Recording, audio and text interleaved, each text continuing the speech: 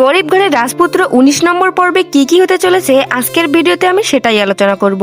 তাই ভিডিওটি মিস করলে আপনি অনেক কিছু মিস করে ফেলবেন। তাই আপনাদের বলবো ভিডিওটিকেও স্কিপ না করে শেষ পর্যন্ত দেখতে থাকুন। মেঘলা যখন হাতে ব্যাগ নিয়ে ক্লান্ত শরীরে রাস্তার পাশ দিয়ে যাচ্ছিল, ঠিক তখনই একটা দামি গাড়ি নিয়ে বৃষ্টি এবং অনিকও সেই রাস্তা দিয়ে যাচ্ছিল। মেঘলাকে অসুস্থ দেখে বৃষ্টি গাড়ি থেকে নেমে এসে মেঘলাকে সাহায্য করতে চায়। বৃষ্টি তার গাড়িতে করে মেঘলাকে বাড়িতে পৌঁছে দিতে চায়, কিন্তু মেঘলা তাকে অনেক অপমান করে।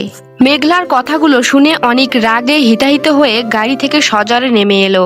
সে মেঘলার খুব কাছে গিয়ে দাঁড়িয়ে চিৎকার করে উঠল।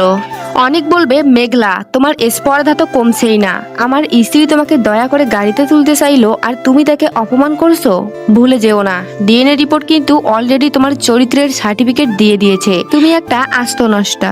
মেঘলার চোখ দিয়ে তখন জল পড়বে আর বলবে, অনিক সাহেব, যে লোক নিজের সন্তানকে অস্বীকার করতে পারে তার মুখে চরিত্রের কথা মানায় না। অনেক বৃষ্টির দিকে তাকিয়ে বলবে, চলো বৃষ্টি, এই রাস্তার মেয়ের সাথে কথা বলে শুধু শুধু নিজের সম্মান নষ্ট করার কোনো মানেই হয় না।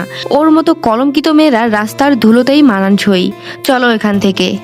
অনেক বৃষ্টিকে নিয়ে সজোরে গাড়ি চালিয়ে চলে গেল। মেঘলা রাস্তার মাঝখানে দাঁড়িয়ে রইল। ধুলোয় তার শরীর মাখামাখি হয়ে গেল, কিন্তু তার চোখের জল বলে দিচ্ছিল এই অপমান সে সুদে আসলে ফেরত দেবে। বন্ধুরা, অনেক আজ নিজের স্ত্রীকে রাস্তার মেয়ে বলে যে ভুল করলো তার মাসুল তাকে সারা জীবন দিতে হবে। সে একবারও ভাবলো না যে মেঘলা তাকে নিঃস্বার্থভাবে ভালোবেসেছিল। সে আজ তারই বেইমানিতে রাস্তায় দাঁড়িয়েছে। ভিডিওটি ভালো লাগলে ভিডিওতে একটি লাইক দিয়ে চ্যানেলটি সাবস্ক্রাইব করে দিন। ধন্যবাদ।